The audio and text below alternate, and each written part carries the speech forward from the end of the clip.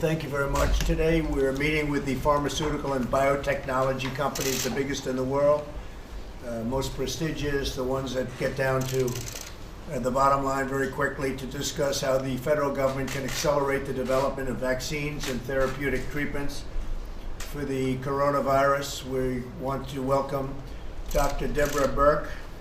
And Dr. Birx has been to the White House a lot over her career, and she's now going to be here working with Mike Pence and everybody full time, and we appreciate it. We appreciate it very much, Dr. Birx, and a real expert in her field. And if you'd like, you could ask her a couple of questions when we're finished. We're working very hard to expedite the longer process of developing a vaccine. We're also moving with maximum speed to develop therapies so that we can help people recover as quickly as possible. We have a lot of recovery going on. We want to see if we can advance that. It's likely that therapies will be available before a vaccine is actually ready, and we'll seek to bring all effective treatments to market as soon as possible. Some very good work has been done on the vaccine, however, and they have some good progress, and you'll be able to ask a couple of questions of the folks here. We're also working with Congress to ensure that America has what it needs to respond to this challenge. It's a great challenge, but everybody's responding very well. Since the start of the outbreak, my administration has taken the most aggressive action in history to protect our citizens, including closing our borders very early, a lot earlier than people wanted us to do, and that turned out to be a good decision. I ordered sweeping travel restrictions, increased travel advisory levels, established screening measures, and imposed historic quarantines. We have quarantines all over the country, a lot of them. The coronavirus shows the importance of bringing manufacturing back to America so that we are producing at home the medicines and equipment and everything else that we need to protect the public's health. And I've been talking about this for a long time. That process has already started. It started long before we ever knew about this. We want to make certain things at home. We want to be doing our manufacturing at home. It's not only done in China, it's done in many other places, including Ireland, and a lot of places make our different drugs and things that we need so badly, and it's not good to be dealing with one or two or three countries, and we do very little at home, and we're going to start doing it at home, and we've been talking about that for a long time. And a lot of the drug companies, because of what we've done in terms of incentives and taxes, they're heading back here anyway. The coronavirus shows the importance of bringing all of that manufacturing back to America, and we will have that started. It's already started, frankly. It started about a year ago. The White House Coronavirus Task Force, led by Vice President Mike Pence, has been meeting daily and coordinating closely with state and local governments. Mike had a call today with 53 governors, and I heard it was a very good call, and everybody's very well coordinated. And the governors and the states, all of them, I can't think of an exception. They've been really working closely with us, and it's been a very good relationship. We will confront this challenge together, and we will continue to do exactly what we're doing, and we're going to be very successful. A lot of things are happening, a lot of very exciting things are happening, and they're happening very rapidly. So with that, I'd like to introduce Mike, and you can say a little bit as to your calls and some of the things that are happening today. Well, thank you, Mr. President. And the White House Corona Task Force will be meeting again this afternoon. But as you mentioned earlier today, at your direction, we hosted a video and telephone conference call with 53 governors. As the President said many times, we're all in this together.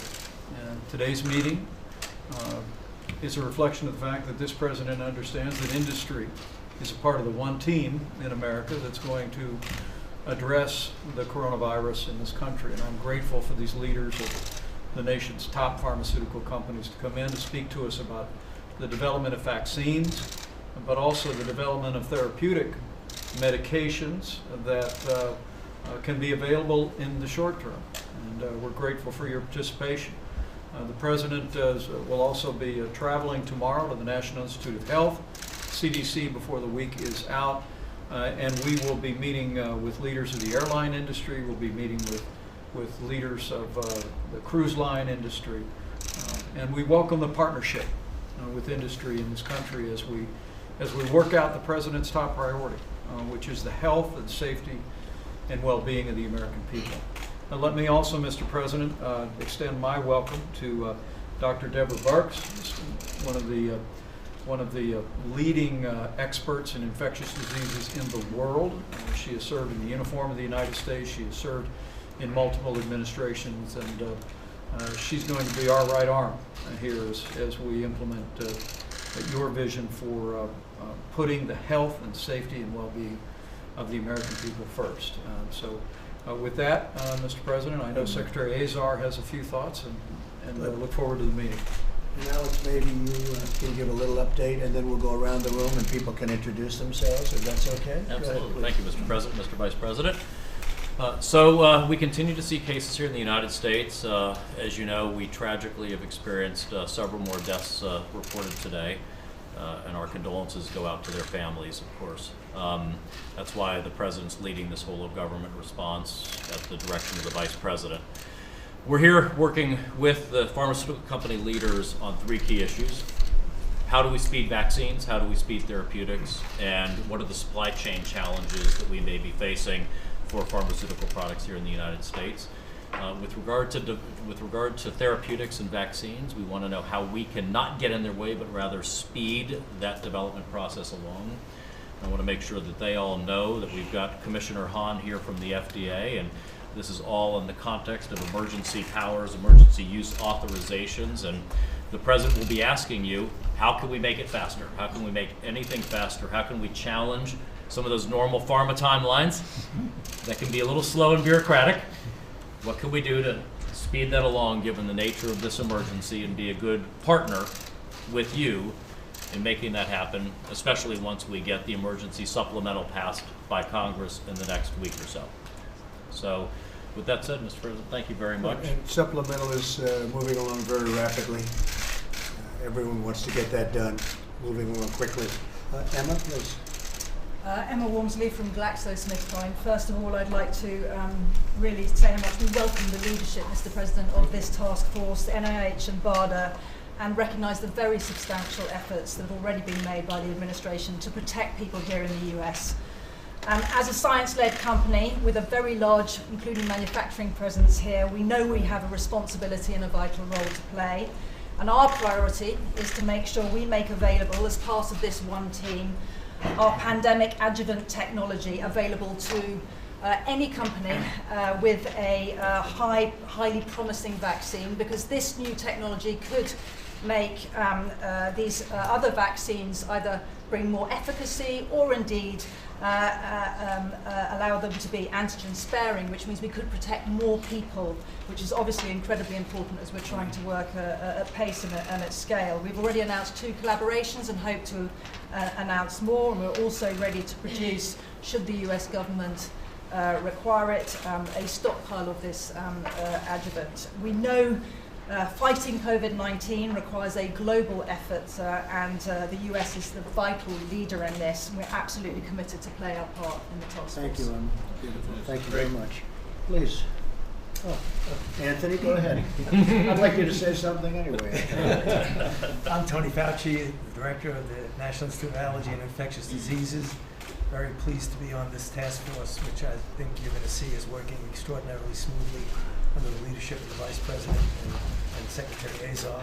And as you know, we're involved, and that's the reason why I'm pleased to be in this room with you all, because we're involved in the fundamental, basic, and clinical research to develop countermeasures in the form of therapeutics and vaccines.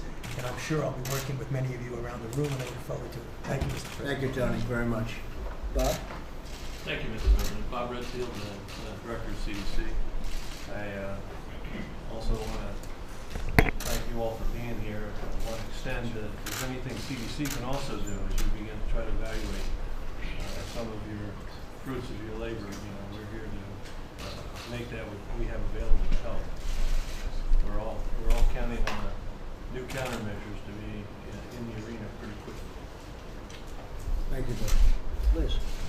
Thank you, Mr. President. Mr. Vice President, thanks for having me here. Good afternoon. I'm Dan Manicella, CEO of CureVac. We're a clinical stage biotech company. We use messenger RNA technology optimized messenger RNA molecules, once injected into the body, they instruct the cells on how to make proteins. For instance, we can use the mRNA technology to trigger an immune response against viruses, or we can get the body to increase its production of T cells for cancer vaccines. In this way, CureVac can make potent prophylactic vaccines and cancer treatments. The technology also works well to replace missing proteins, so we can also work in the rare disease. One strength of our technology is that we can produce prophylactic vaccines using a very low dose. So for instance, the phase 1 rabies trial that we just completed was done at a 1 microgram dose. So in other words, a millionth of a gram dose, a very, very tiny dose. And so more broadly, our company focuses, so this year we have 4 programs in phase 1 clinical trials, and the coronavirus program will be the 5th program in phase 1. We expect that the phase 1 program for coronavirus will start beginning of June. Our technology platform is fast and it's agile. We were the first messenger RNA company to have GMP manufacturing. We started in 2006. Currently, we have 3 large-scale GMP facilities, and we are up and running now. Today, we have a 4th facility built, and we're looking for additional capex to put the machinery in there. Once we have that machinery in the 4th building, we can make hundreds of millions of doses of the coronavirus vaccine. So we're very excited about that, and we want to help there.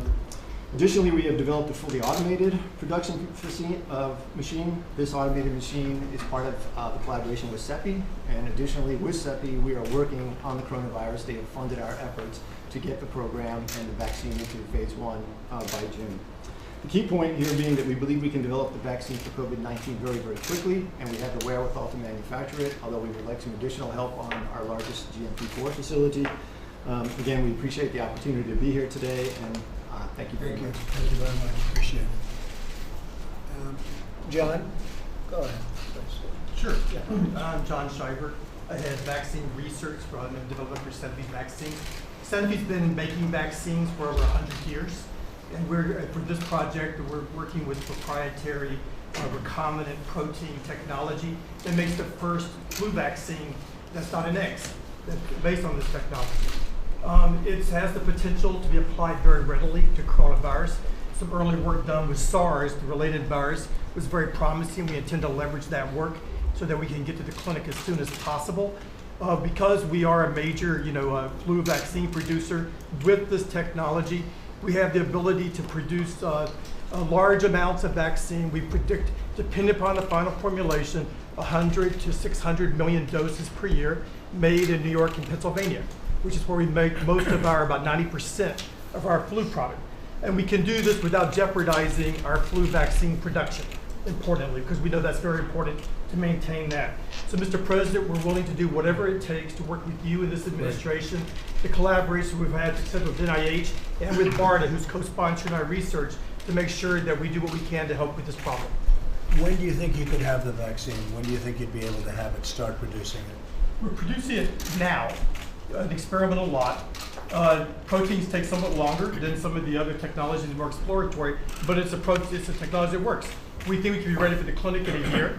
And depending upon the nature of how the epidemic goes or doesn't go, we would, and with the help of the agencies of this country, perhaps as few as several years. Difficult to predict, Mr. President, knowing that a vaccine has to be both safe and efficacious because it's given to healthy people. Right. Okay. Thank you very much. Lenny?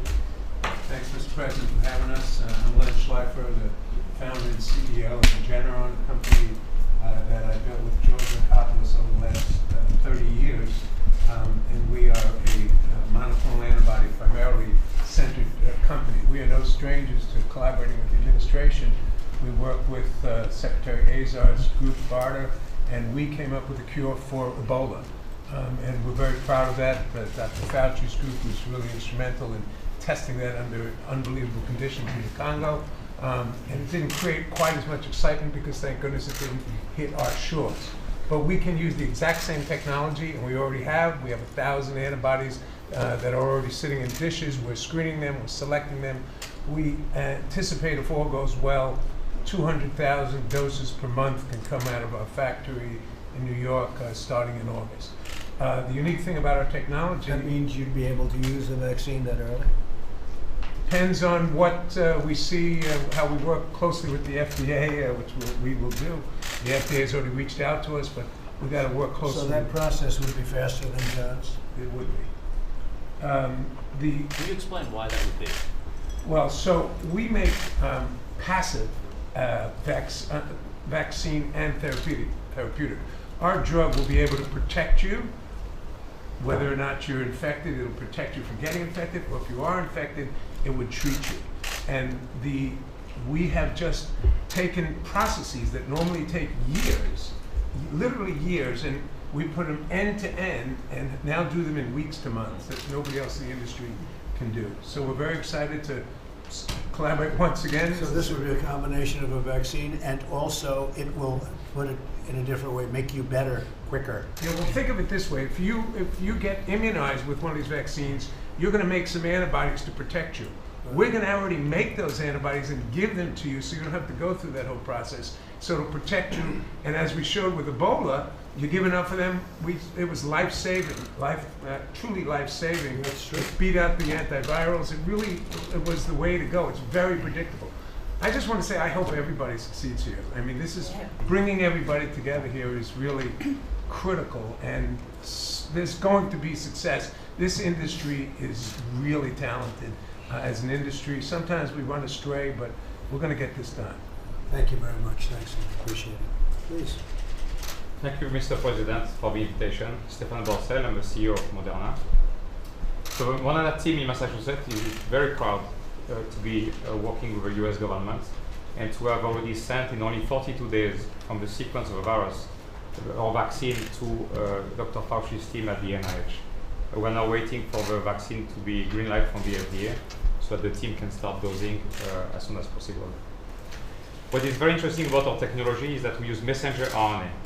So basically it's an information molecule that allows to go very quickly from the genetic information of the virus to having a vaccine. So we already have 9 vaccines in the clinic, in the US, in Germany, and in Australia. We have 5 of those for respiratory diseases. We've already partnered with DARPA from Department of Defense, with BARDA from HHS.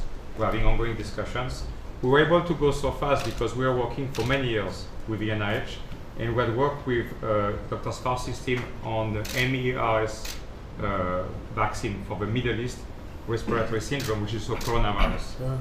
And so we're able to move very, very fast from a few phone calls to getting a vaccine made ready for the clinic. We're now working on the phase 2 material, so that as soon as we get the phase 1 dose out of the NIH, we'll be able to start the phase 2 right away. What is your timing? What would you say? So we're hoping to get the phase 1 start very soon now. We're just waiting for a green light. The product is at the NIH, and then it's going to be a few months to get the human data that will allow us to pick a therapeutic dose to start the phase 2 right away. So you're talking over the next few months, you think you can have a vaccine? Correct. With phase 2. Yeah.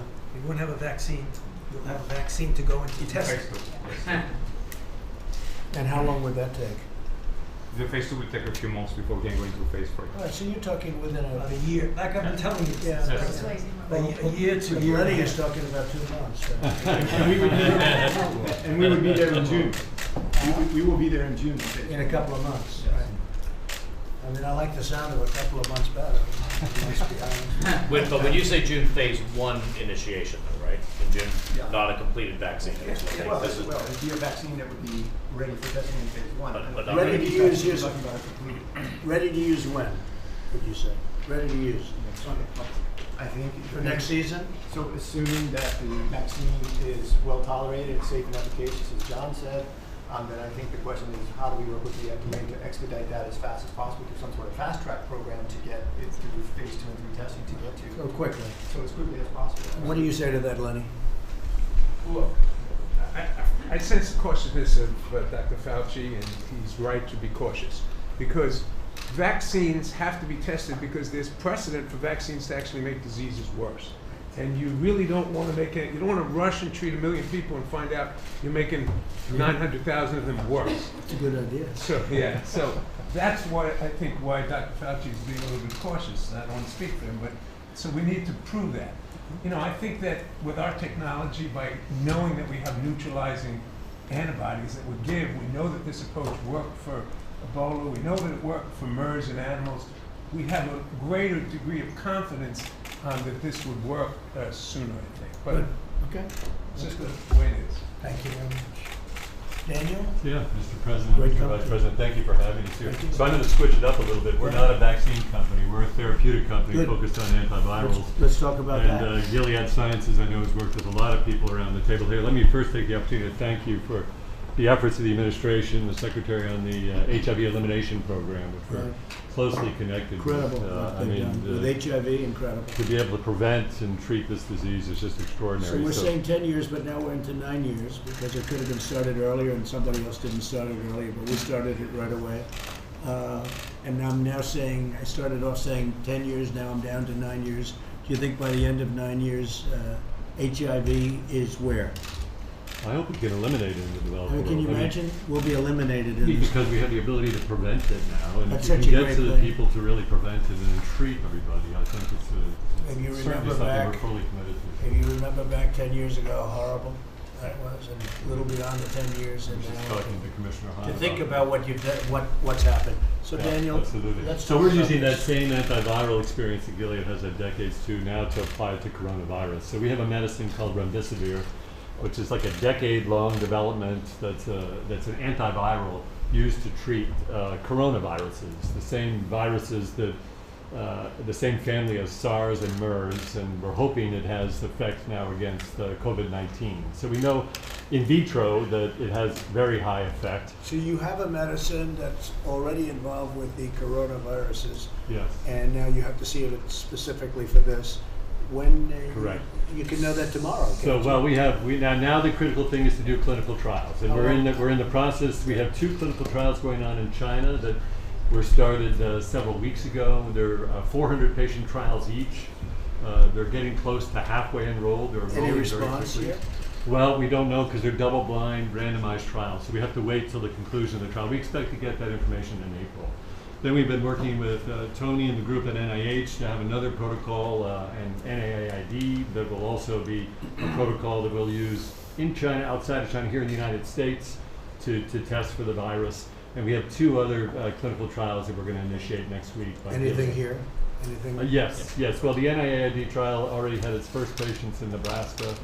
And I think, Tony, we're working on getting that Washington to also. Washington State now. Would you go to Washington State where it seems to have Absolutely. problems? So the intention is to begin I think it's a recruiting great idea. patients there in the coming days. Yeah. Because the trial is really ready to go. So we're fully Would you go to dedicated. specifically the nursing home where they had an Yes. outbreak? Yes, and the community, of course, that touches, because all the healthcare workers of that, the family members that have. When will that take place? So When you- literally, I think, Tony, I think it's the next couple of days we'll begin to If implement this. Tony's involved, it'll be tomorrow morning. Yeah, that's it. That's Right. it. But this is a collaboration. You know, we worked on the protocol together. Obviously, we're providing the investigational medicine. We're working hand in glove with many people around the table to make sure that whether it's FDA or CDC or So when will you know if NIH. it works? I mean, you already have this medicine. When Well, will I you think know? we'll know in the April timeframe. And That's good. yep. And do you know, do you all, if you're able to say, do you have any negative kickouts like futility analyses or DSMB reviews? There that is a will occur that- DSMB review, and in the trial in China, they'll probably take a look at some of that data in March. So far, that would be only stopped though for Yeah. safety Oh, reasons. okay. You really have to wait till the end of the trial to see efficacy. So we're moving as fast as we can. I think everybody around the table is moving as fast as we can. And on top of that, of course, we have to anticipate success. So we're significantly investing in the manufacturing facility and capacity. We've been working closely with the administration to make You've sure already we built keep the that supply facility chain. to We have, manufacture. we have facilities that we're repurposing for the coronavirus. This would be From other tremendous medicines. news if that works. Yeah, it would be Because terrific. you're there. Terrific. I mean, you're there. You have the plant. You have everything ready. We have a trial in severe patients and in more moderate patients. And we're trying to understand, as we all are with the epidemiology of this disease, where and when is the best place to treat. That's very So exciting. Get it it's done, exciting. Daniel. We're on it. Don't disappoint us, Daniel. You Right. understand that? I do. Great company. Really great Thank you very much. company. Thanks for Thank your you. support. Doctor, perhaps you'd like to say a few words? Yeah, thank you, Please. Mr. President, Mr. Vice President. It's really an honor to be here with you. I'm really interested in hearing the efforts that are ongoing. You know that we're working with you very closely now with many of you, and it's been a great relationship. But we're very interested, this is the message I want to send, we're very interested in facilitating the development of therapeutics, diagnostics, vaccines for the benefit of the American people. And we of course want them to be safe and efficacious, but really look forward to working with you on this. Thank you. Thank you. Greg, you're going to do a fantastic job. Thank you, Doug. Please. Mr. President, Mr. Vice President, I'm Chief Scientist for Pfizer. Yeah. We are very pleased to be here, and for us it's been always important when there are major public health threats to come together across the industry with biotechs and federal agencies. So we were highly appreciative of the initiative that you've taken in this powerful way to have all of us around this table. Pfizer, as you know, is a proud American company. We have 170 years of experience, originally founded in Brooklyn and headquartered in New York. And we have brought many vaccines, therapeutics of small or large types for patients suffering from many different diseases, including infectious diseases. Now, specifically for the COVID-19, the coronavirus, we have identified compounds, medicines that we have that we think, due to their activity against very related viruses, have good high probability to be active against COVID-19. And in March, we are confirming that assumption with laboratories that have access to do this hazardous work of using the live virus to confirm activity. That would allow us to work closely with Dr. Hahn here at FDA and identify the fastest path to bring it to patients that should happen if things go well this year. And as soon as possible, I can hear your encouragement to all of us. I wanted also to say that Pfizer has 30 R&D and manufacturing sites in the US, more than 30,000 Americans involved in making or discovering medicines, and we're willing to share our experience, our capabilities as a team here to make sure that the public in America gets the best solutions. So do you expect to be dealing with each other? I don't think you're competitors, but in this case it's different. This is something we want to get done very quickly. Do you expect to be sharing your own capabilities with Pfizer and everybody else? Absolutely. Good. I think the call to action that have come from you makes all of us feel that we should be one team here. I agree. We would appreciate that. And as a closing remark, we've had a tremendous partnership with NIH and NIAID in many areas, being pioneering to bring medicine or advances forward with CDC dialogues and with FDA here. So for us we look forward to extend this relationship to make sure that Americans can, as fast as possible, given your encouragement to us, and with have different options to protect them. Protection is by vaccines. To deal with those that are exposed, we need treatments, and those that are ill, we need treatment. So it's not just one solution. I think from this team we should offer multiple approaches, therapeutic and vaccines. Do you see that happening? Because I notice you have a few different variants of what we're talking about. Do you see that happening where maybe there are different either therapeutics or vaccines or both, where you use combinations of each, maybe in different areas? You are right on the frontier of science. It is about combination, and even looking at our colleagues here at Gilead, we have learned that if you have two different mechanisms and put them together as treatment, the likelihood of curing or very long-lasting responses is higher. And we actually work on complementary mechanisms. I think it's fantastic. It's been the story of HIV. I love the complementary. If you can do that, I love the complementary. You can count on our commitment here. Yeah, that's fantastic. Thank you very much. It's really very exciting. Please. Mr. President, thank you very much. Mr. Vice President, my name is Joseph Kim. I run a company called Inovio Pharmaceuticals out of Pennsylvania. We're a proud American biotech company with R&D and manufacturing in California as well. Inovio is the leader in coronavirus vaccine development in the world. We have a phase 2 product for related MERS coronavirus vaccine in phase 2 stage. When the new outbreak occurred, we applied our very innovative 21st century platform called DNA Medicines platform to COVID-19. By getting just the DNA sequence of the virus, we're able to fully construct our vaccine within 3 hours. And we've been working on preclinical and preparation work with the help of the FDA and acceleration and really working very well together. Our plan is to start the US-based clinical trials for COVID-19 vaccine in April of this year, followed by shortly thereafter a trial in China and South Korea. There are a lot more infections in those areas.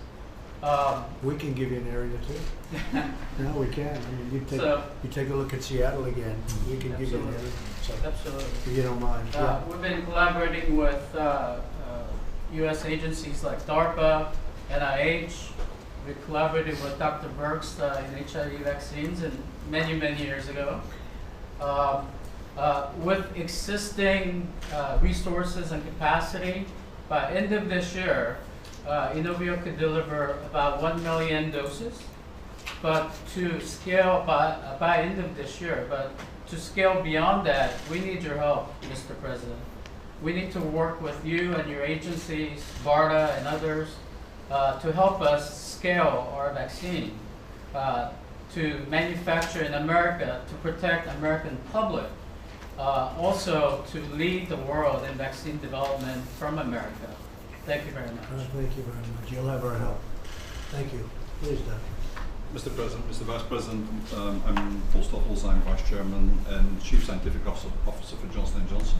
Yes. I'm in drug and vaccine research since 30 years, did several drugs for HIV. At the moment working with a vaccine platform which has been deployed or is being deployed in HIV. We did in the times of Zika as well as now in Ebola. We are working with Tony on a phase 2 and phase 3 study with the HIV with the same platform. With BARDA we have extensively collaborated on an Ebola vaccine.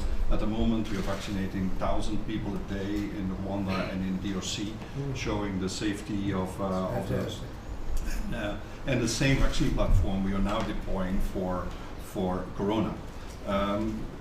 Since the availability of the information on the virus mid-January, we have been working day and night on getting to a vaccine. The first versions of that are being tested in animals at the moment with positive results. And in parallel, the company has decided to start upscaling now. Time to result will depend on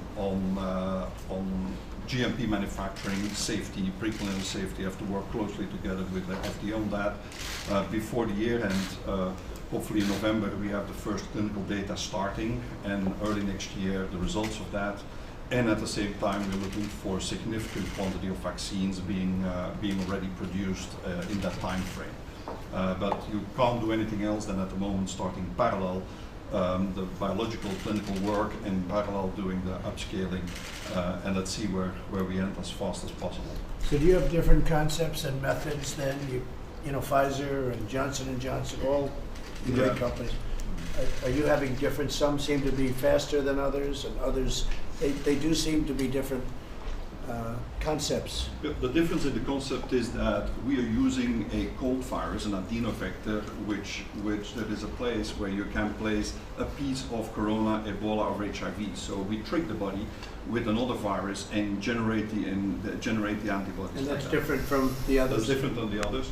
The difference is also, it's been used for many years now. It has been proven for many years that you can do it like that. And we also have a validated upscaling platform which can produce millions of doses in a very short time frame. And that's a parallel process where we developed a cell line, which if we follow what we could do with Ebola, we could produce like up to hundreds of millions of vaccines in a small, let's say reasonably small facility for manufacturing. So can you have it ready for next season, any of you? I mean, would you say for next season? The next season. That would be the goal. Yeah. But like many people said, it seems to be very seasonal, right? We have to be very careful here. If you vaccinate several hundred million, you got to make sure it works. It works and safe. Doesn't hurt. Yeah, doesn't right. hurt. And that's. I agree. I agree. Thank you very much. Thank you. Great company. Thank you. Would you like to say something? Oh, just Ann Schuckett from the CDC, and really appreciate the chance to hear it. Good. Thank you. Mr. President, Mr. Vice President, thank you for saving the most exciting company for the last.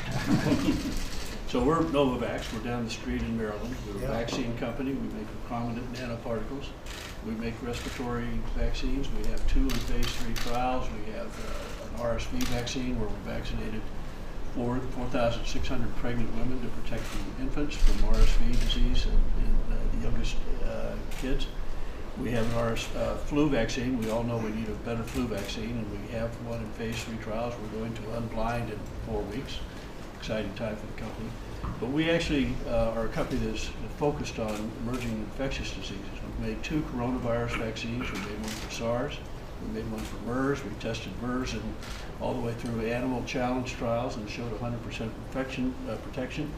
We have an Ebola vaccine that with the NIH showed in 4 different non-human primate studies that we had 100% protection at extremely low doses.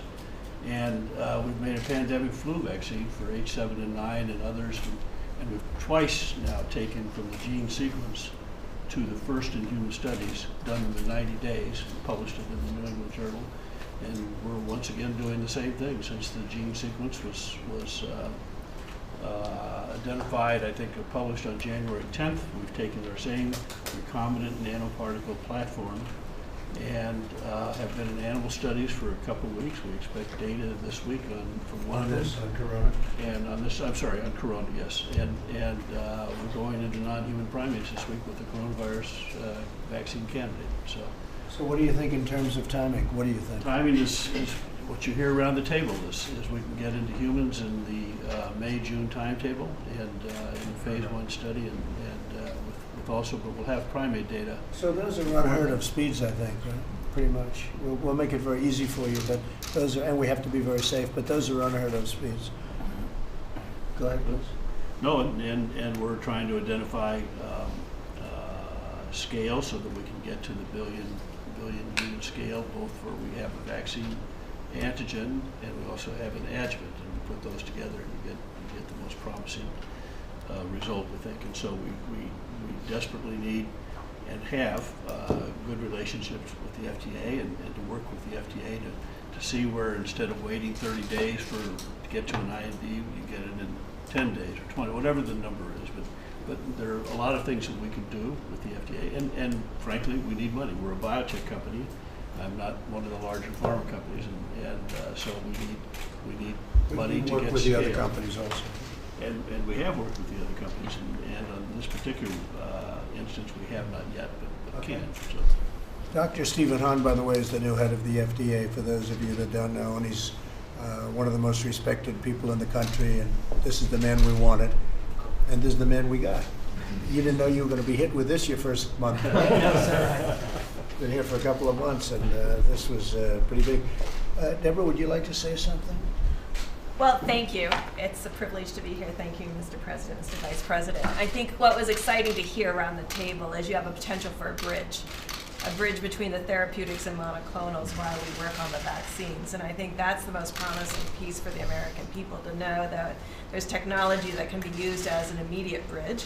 And then as we work on the vaccines, I think making sure that we've tested all of the antivirals that you have in your collection against this particular virus, do IC50s across the board. Many of you have antiviral medication, and I think just to assure the American people that we have tried using our innovators to actually screen all the current drugs for potential activity against this virus would be key. But I think this is very promising with this linkage that you put together in this room between monoclonal antibodies, therapeutics, and vaccines. It's very encouraging. It is very exciting, and the speed is very exciting too. Anybody else have anything to say? Anybody? I want to add something on the screening. So we set up already an industry consortium where everyone is now able to submit, biotech or pharmaceuticals, to submit to a screening which is set up for everybody, supported by BARDA and supported by Europe. Yeah. You'll move rapidly. Media, would you like to ask any questions of any of the geniuses around the table? What economic stimulus measures are you considering to boost the economy as a result of the virus? Well, I guess the market's up today. Our country is very strong economically, as you know.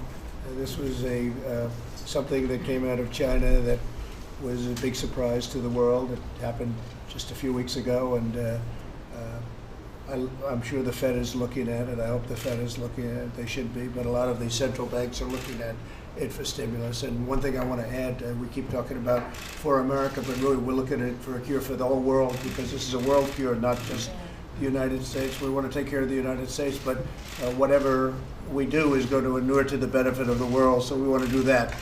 And fortunately, some of your companies are so large you can handle that, but you work together, thereby making it even better. So we appreciate that. We would love to have you work together on this, get it done, and get it done safely and quickly. But I think we're in very strong shape financially. And you know, I have to tell you, I came into the room not expecting to hear quite what I've heard. But a lot of work has already been done. We've been encouraging them for the last few weeks. I mean, literally from the first day when we shut it down, when we shut down the border, so to speak, we shut it down to China, something we didn't like to do, but we made a good decision. But we also called some of the companies around the table and said, get going, just in case, get going. And we're very proud of the work that some of them have done. Some are very advanced already on this particular coronavirus. So we appreciate it. That's tremendous news, and I think the speed is a lot greater than a lot of people would have thought. Do you see a need for federal dollars to go to some of these drug companies? I think two of the CEOs around. Well, I don't know. I think they're so rich. I know the companies very well. Some of them are so rich, I think they can actually loan money to the federal government. They don't need money. They need time. I think what they need more than anything else, Daniel, you might tell me, but I think what you need is FDA and Tony have to help you get through the process as quickly as possible. The bureaucratic stuff, and we don't have bureaucrats here. We have people that really know how to get it done. Between Tony and Bob and Stephen, they'll get you folks through very, very quickly. Speaking of the Fed, Mr. President, do you think that they should hold an emergency meeting before the meeting in a couple of weeks to cut rates as your administration? Well, I think they should have had a meeting already. So, you know, I think they should have. And the central banks are going to be talking about various things tomorrow. But we'll see what happens. But I think they should have had a meeting already. I don't know what takes them so long. Will you ask them to? I'll see what happens. Let's see what happens tomorrow. What do you say to Americans who are buying out all the hand sanitizer at CVS? They're buying what? Buying out all the hand sanitizer at CVS or stockpiling groceries in their basements. We're concerned about a long-term. Alex, what would you say? Listen, as the president has said and we've said from the outset, we're going to see more cases here in the United States, and we need to be prepared. We need to be prepared for the worst case. We hope for the best case.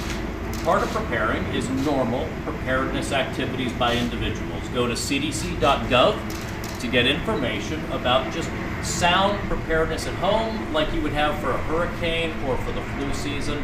That's the same type of activity now. So having some food, having some hand sanitizer, but frankly, soap and water, a good soap and water hand washing for an appropriate amount of time, if you look at cdc.gov for guidance, is as effective as that kind of sanitizer. But people should not be panicked. They shouldn't be. I know they may feel that. They may feel a sense of unease. They feel the uncertainty. We're trying to reveal all information we have. But there are steps people can take like that, just good everyday preparedness. Nothing different today than I would have advised 6 months ago to people. Mr. President, are you considering tightening any of the travel regulations that you said? Yes, we are to certain countries where they have more of a breakout. We are. You know what those countries are, I don't have to say, but we are doing that.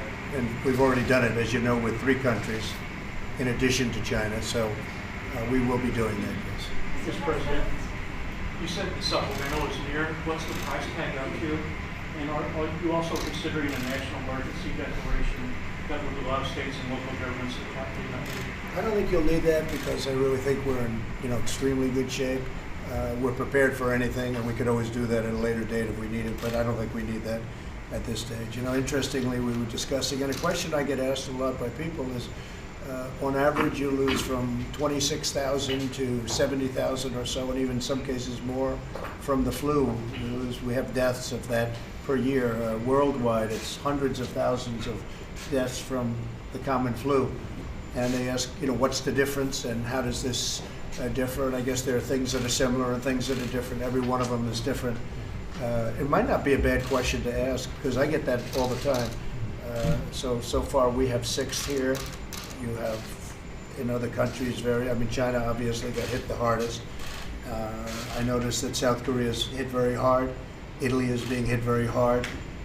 But I would like to maybe know, because I am oftentimes asked, we average, I suspect, Tony, I think you said from around 26, 27,000 up to 60 or 70,000 deaths per year. That's a lot of deaths. And here we're talking about a much smaller range. Now, hopefully it stays at a much smaller range. And again, we're prepared for anything.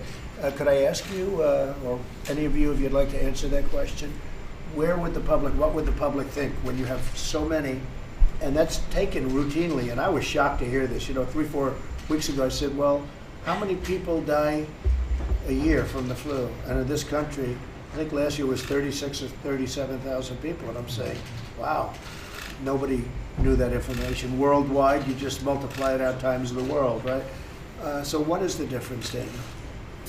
I think there are people around the table that probably are more medically qualified, but I mean, clearly what we represent around the table is the ability to prevent, an endemic of sorts, and the ability to treat. And those two things going together, I think, are really, really important as the national Eric's presented. So we may have to up our research on the flu. Well, yeah, right. And we the do have common treatments for the flu, and we have vaccinations for the flu, and we need to continue to improve upon Good. those. Doctor? Yeah, we actually taken on the challenge that you just mentioned. So we are investing in what could be new technology to completely change the outcome of flu. And we need to think about how you can move fast from the first cases to have the right type of vaccine, and how you can be able to manufacture it very fast. Because I think you are right on to point that the numbers in flu are so large, and we haven't come to that level yet. But I think it's also the fear that there is no experience yet with this virus, and we don't have the feeling of going to CVS and get the flu vaccine or use some of the early developed drugs. But I think you summarized it very well. These are challenges we should take on year by year in advance and protect lives. Mr. President, including Tony, we have to step up our work on the flu, because when you lose that many people, that's something. Mr. President, what we're doing is that we have a major effort to develop what we call a universal flu vaccine, namely a vaccine that you can give that will cover all the different strains, so you don't have to keep worrying about it mutating from year to year. That's fantastic. Yeah, so that's a major effort that we're having. Because I notice every year they say a different vaccine, they have a little different, and then, I hear numbers that are not great, 60%, 70% coverage, success, and yet I hear numbers that are better than that with respect to corona. You think you can really knock it out, and that's because you know specifically what it is, I suspect, so that's impressive. What do you think, Lenny? I think one thing we can be sure, we're going to be surprised about what happens over the next couple of months. And we've got to be prepared, as you're trying to do, for every surprise that'll come at us. Because remember, maybe 100 million people, I was just checking, get vaccinated for the flu, even if there's 60% protection. We have nobody in this country vaccinated for coronavirus right now. So that if it goes through the... But the same vaccine could not work. You take a solid flu vaccine, you don't think that would have an impact or much of an impact on corona? No. Probably none. Probably not. So that's why you have a difference when you have a population that is totally naked to this virus. That's why a vaccine approach, getting that as quickly as we can, of course, is paramount. And the other thing is we have a group of people around this table, myself included, who are in an industry where optimism is an essential part of the toolkit. But realism is that 95% of what we all work on doesn't go too far. So that's why it's so important to have so many different approaches. We can't pick. But it seems to me, just based on what you said and also what the other folks said, from great companies I know very well, from just seeing what they do, and I find it very interesting. I have for a long time. It would seem to me that you already know pretty much where you're going and where you're headed and what the answer is going to be. It would seem that, Steve. Doesn't it seem? You seem to know what the answer is to this. You have to get it done.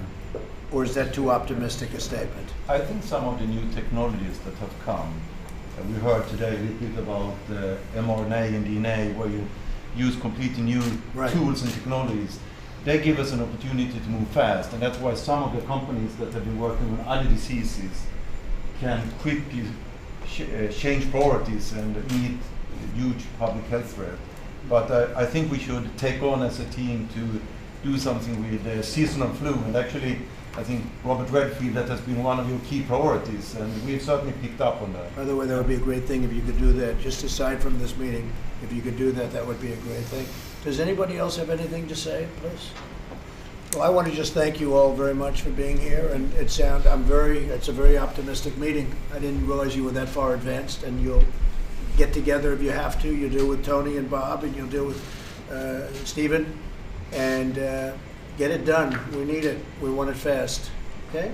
Mr. President, do you accept that this will take longer probably than you would like? I don't know what the time will be. I don't think they know what the time will be. I've heard very quick numbers, a matter of months, and I've heard pretty much a year would be an outside number. So I think that's not a bad range. But if you're talking about 3 to 4 months in a couple of cases and a year in other cases, wouldn't you say, Doctor? Would that be about right? Is it realistic to think, really, that a vaccine could be ready? Well, you have the greatest companies in the world sitting around the table. I mean, Johnson & Johnson and Pfizer and all of the companies, Gilead.